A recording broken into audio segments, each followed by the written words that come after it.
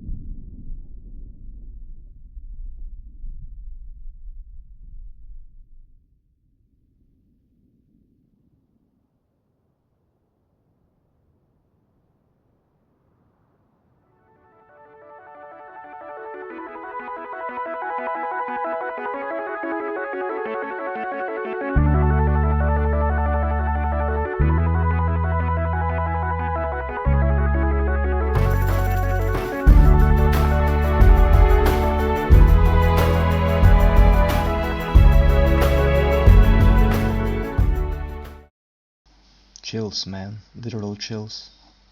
But now I want to dive deeper into their music by giving my opinion on their 4 studio albums and their soundtrack for Tron Legacy, and rating them as I see fit.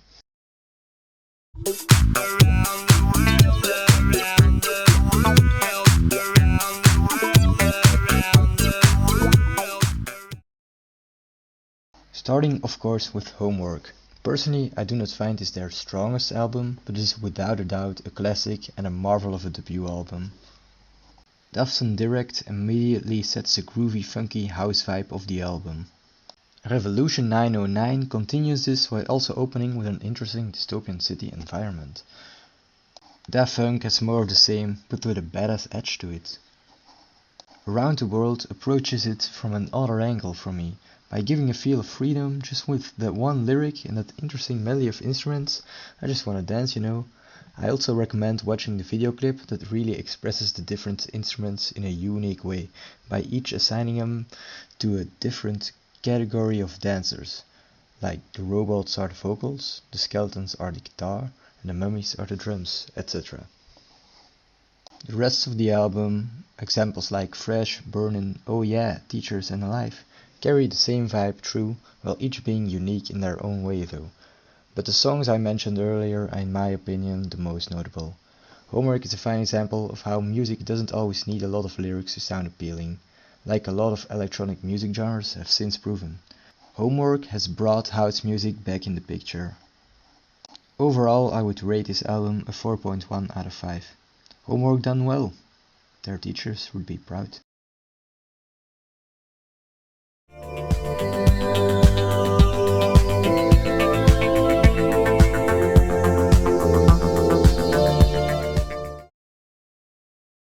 Now for Discovery. This is my personal favorite of the duo, and it's also one of my favorite albums of all time, maybe even my ultimate all-time favorite.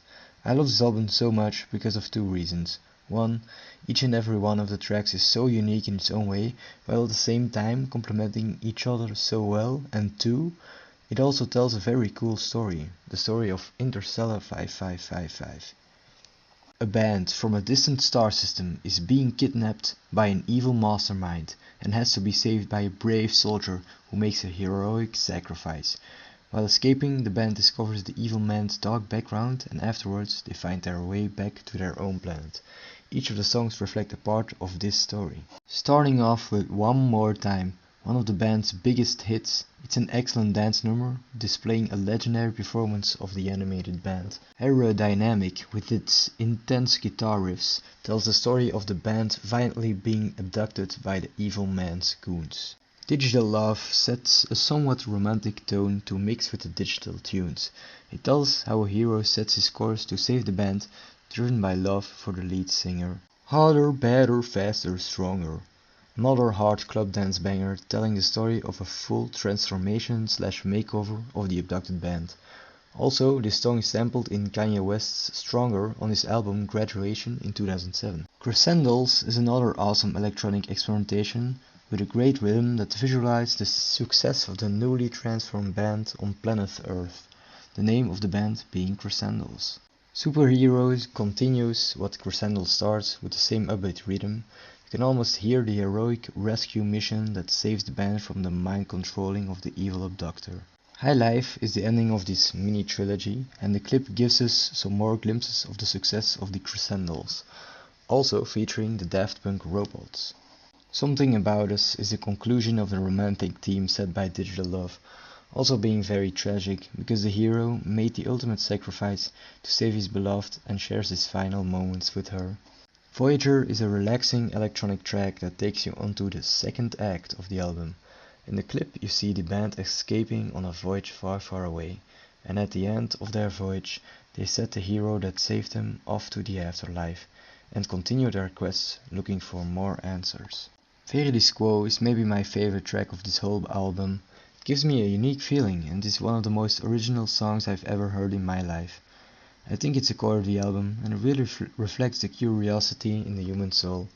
In this clip, the band discovers the secret backstory of their evil abductor in his own mansion, and ultimately he tries to complete his evil plot by trapping the lead singer in a mysterious device. But luckily, the band manages to get out of the situation, and the evil man comes to his end. Short Circuit is a track that has its origins in the Homework days.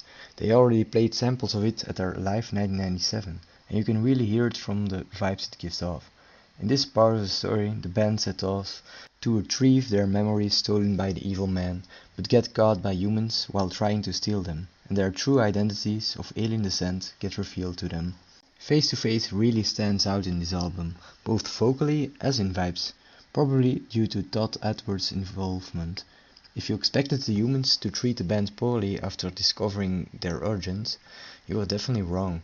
In Face to Face, they try to help the band get back to their home planet by building them a rocket ship and giving them the supplies they need. It shows how a good deed is rewarding and that you should look behind someone's face to see their value sometimes. Too long is what it says it is, a bit too long, being a 9-minute long track. Nonetheless, it's a great conclusion to the album, giving some great electronic tunes as the band makes their journey back home. This album really is, as the robots describe it, a reconnection to that youthful, curious urge to discover, as it sets foot in a couple of different genres. Dance club bangers like One More Time or Harder, Better, Faster, Stronger, interesting alternative electronic stuff in Voyager and Verdisco, and other unique stuff like Face to Face or Crescendos. Discovery gives a wide variety that is something enjoyable for everyone, and at the same time, the clips tell a story that reflects perfectly in the tone of every song. The duo also show how masterclass they are at sampling in the large number of songs on this album. Overall, because it sits so close to my heart, I'd rate Discovery a fat 4.9 out of 5. It's really the Empire Strikes Back of studio albums.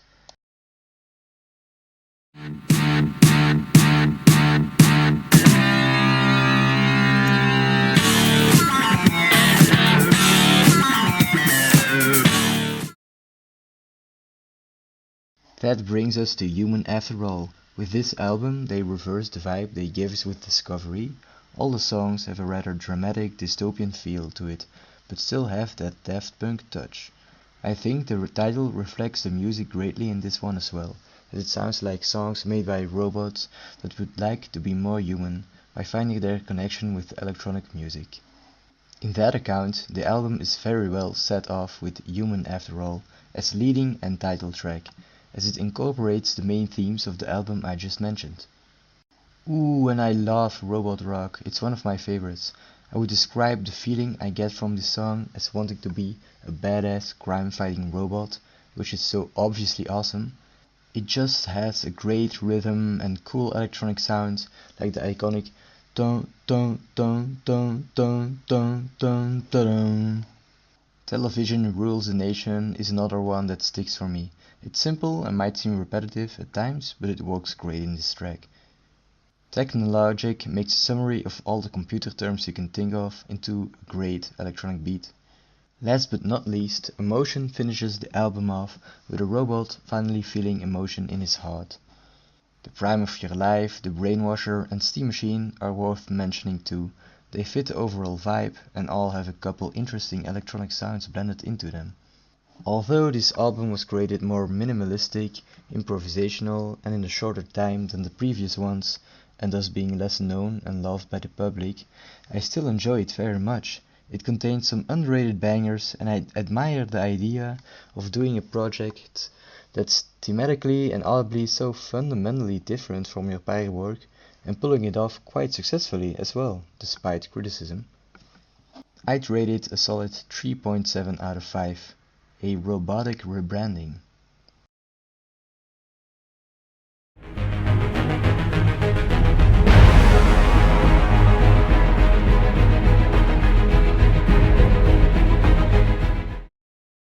And now for Tron Legacy. I won't go over the whole soundtrack, but I want to share my thoughts about the role Daft Punk plays in how I received this film. On its own, I don't think this film is all too great. The concept is intriguing and visually this film is stunning, so I'm thrilled Disney has decided to finally make another Tron film, even though it's without Daft Punk this time, sadly. But what it has in visuals and concept, it loses in the plot and pacing of the film. It starts off slow, leading to a promising second act with great action sequences. I love the light bike scene, but concluding in a rather lackluster ending. I won't spoil it. I'd recommend just watching the film yourself to form your own opinion. But the essence of what I want to say is that I think Daft Punk's involvement instantly makes this film 100 times better. Their music really fits the vibe of this dystopian binary world. Of course, they not only do the job, but make one of the coolest, most interesting and original soundtracks for a film maybe ever. I would specifically mention tracks like the Overture, The Grid, The Son of Lynn, Recognizer, End of Line, The Rest, Fall and Arena. Soundtrack wise, I would rate this one a 4 out of 5. Tron's Legacy. She's up all night to the sun. I'm up all night to get some. She's up all night for good fun. I'm up all night to get lucky. We're up all night to... And for the final one, it's of course Random Access Memories. Their final album was a step back towards an age of music where technology and electronics were not as widely used as they already were during the making of this album. The Daft Punk robots wanted to show their interest in the history of music and its extraordinary evolution, and I'm so here for that. This album still remains heavily electronic, but now also has some covers of disco, some late 70s progressive rock vibes, some pop and even some jazz. They got inspirations from albums like Fleetwood Mac's Rumours and Pink Floyd's Dark Side of the Moon and much more. It's a really diverse one. Big boots to fill, but I think they once again succeeded in pulling it off, and so did The World, because it won the Grammy for Album of the Year in 2013. And on top of that, it also features a ton of collaborations from Pharrell Williams to Nile Rodgers, Julian Casablancas from The Strokes and Giorgio Moroder. This really adds something new to their general discography. I really love how they kept expanding their musical diversity and gave us something original up to the final track. Starting off with Give Life Back to Music, again a first track that immediately sets the tone. Not the best one in the album, but still a great listen. The title also directly poses the goal of the album, bring the life back to music like the golden days. Jumping ahead to Giorgio by Moroder. Here they try to honor the origins of electronic music by accrediting the works of Moroder, a pioneer of the genre, who is featured in this track in a short interview. I love this one because it really shows Daft Punk still haven't lost their passion for the synthesizer and also respect where it came from. Plus it also goes hard at all times, despite its sizable length. With Within, they show some jazz influences in the album, flourishing even more. Instant Crush was a demo presented to Julian Casablancas, who loved it and presented them with vocals. It's one of Daft Punk's most heartfelt songs. Lose Yourself to Dance is the first of the two tracks featuring the one and only Pharrell. It's a dance club song, Daft Punk's strong point, with an extra touch given by live percussion. It makes me wanna do just that, lose myself to dance. Touch is worth mentioning as well, because it's a very wacky song. It's a blend of various different sounds and genres, inspired by the likes of the Beatles and Pink Floyd, it seems to me. Touch is worth mentioning as well, because it's a very wacky song. It's a blend of various different sounds and genres, inspired by the likes of the Beatles and Pink Floyd, it seems to me. This track contains the core memories of the album, like a random access memory, as De Helmond told us. And I agree. Not my favorite, but I appreciate the idea. Next up is Get Lucky, another dance club banger featuring Pharrell and Nile Rodgers. It's by far Daft Punk's most popular song, winning the 2013 Grammy of Record of the Year. I think it deserves this popularity. That's also why it's just a great catchy song. Pharrell's great vocals and Daft Punk's awesome synths complement each other in just the right way in this one. The rest of the songs on the album, Beyond, Motherboard, Fragments of Time, Doing It Right and Contact, all bring something to the table too, and are worth listening to as well, but I won't go over them in great detail. Although it's not my favorite album, this one clearly had a grasp on the world, and it's still very relevant to this day. It's a big stirring pot of different genres, voices and sounds, without sounding messy or distracting, and again they really manage in accomplishing their goal. I'd rate this one a 4.5 out of 5. A final triumph. As a bonus, I would definitely also recommend listening to their live performance album, Alive 2007, where in each track they take 2 songs of their 3 first albums into an awesome glorified mix track. You should listen to it for yourself to know what I mean. And I also recommend Stardust Music Sounds Better With You, more of their side project. You can really hear his influence in there. So, this was my opinion and rating of all Daft Punk's albums. I'm still so sad they decided to retire, but damn did they leave a mark on the music industry.